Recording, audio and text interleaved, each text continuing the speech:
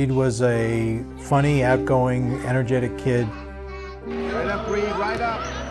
He had a lot of friends, more friends than we could ever keep track of. He was the kind of kid who always made you wonder what hilarious antic is coming next. Hey Reed, how's it feel to be 17?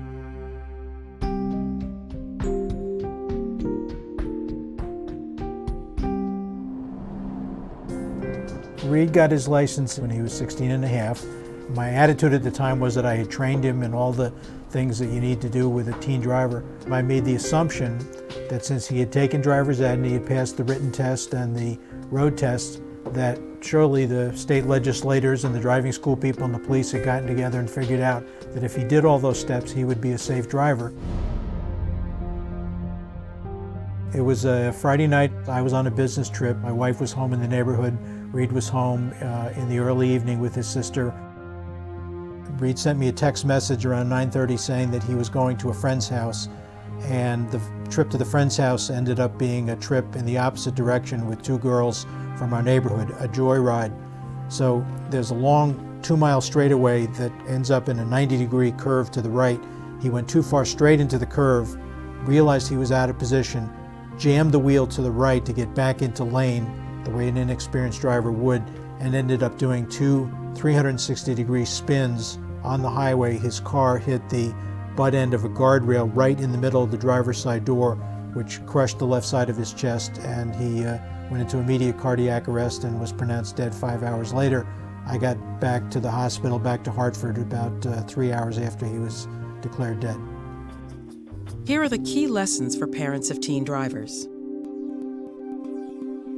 Delayed development of the human brain. The human brain is not fully developed until we reach about age 22 to 25, and the last part of the brain that develops is the part that provides judgment and restraint. The impact of that for parents of teen drivers is your teen can be an honor student, a Boy Scout, Girl Scout, just a complete straight arrow. It doesn't speed up their brain development. Teens are drawn to excitement without understanding the risks and the dangers of what they're doing, and that's just something that every parent has to factor into every decision every day about their teens driving. PACTS. A simple way to remember the 5 biggest dangers. P. Passengers. Passengers is the most misunderstood danger in teen driving because it's obviously convenient for parents for teens to drive together so the parents don't have to do that. But the evidence over decades is that every teen passenger of a teen driver creates distraction, peer pressure, and risk-taking. The crash rates go up exponentially with every time a teen driver has a teen passenger. The other part of that is teens driving their siblings, usually the younger brother and the younger sister. If you think about it, a parent's greatest risk, putting all their eggs in one basket, is to have one sibling drive another, or even 2 or 3 siblings. The phrase is, do you want to put your most precious cargo in the hands of your least experienced driver? A. Alcohol and drugs. Talk to your teens early and often about the risks of alcohol and drugs on driving. Keep alcohol and drugs out of the house. Make sure you monitor your teens' friends.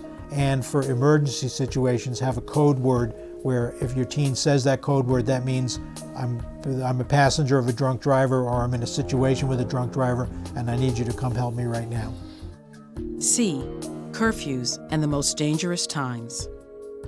What we don't realize is that the most dangerous times, not just Friday, Saturday night and late at night, but also the immediate hours after school and also the months of May through August. Those are the months when we have joyriding, teens in the car without a destination, just out there for fun, and that's when 60% of the crashes happen during those 4 months of the year. T. Texting and electronic devices. Hopefully by now parents understand that texting while driving is driving blindfolded, and the distraction is something on the order of between 5 and 10 seconds. So at 60 miles an hour, you're driving the length of a football field in 3 seconds without even knowing what's going on in the road. The cell phone should go in the glove box before the car is turned on, and it should stay there until the car is turned off. It's the single most dangerous thing that any driver, and especially a new driver, can do. S. Seatbelts. Seatbelts, you would hope that that's a no-brainer. The rule for teen drivers should be every driver, every passenger, all the time seatbelted, no exceptions. The recovery phase from the grief and the bereavement, I always say that it was complete emotional devastation, and that went on for the better part of a year. And then as time went on, I started to focus on the teen driving laws and really educate myself about why didn't I know more about the dangers of teen driving during those 11 months when Reed was driving.